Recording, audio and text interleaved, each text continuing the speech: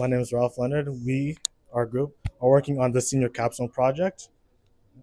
My name is Gus.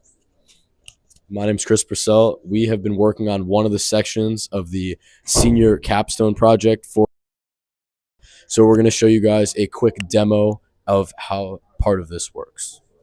So if we want to start the conveyor belt, essentially, as a quick overview, our part of the project is a pick up on the fly system. So we are going to pick up items, place them in another location off the conveyor belt as this belt is moving, and then place them on another conveyor belt from another operation. So the first section is we have an IR camera up here. This uses machine learning to recognize different items on this conveyor belt to put them in different areas on the table over here.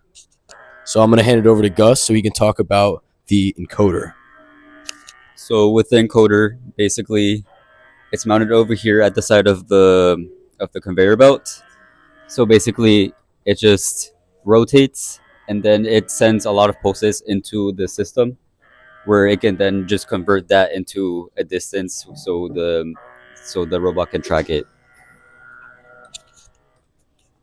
After the camera discovers any item on the conveyor belt, it's put into a list or queue within the cobot.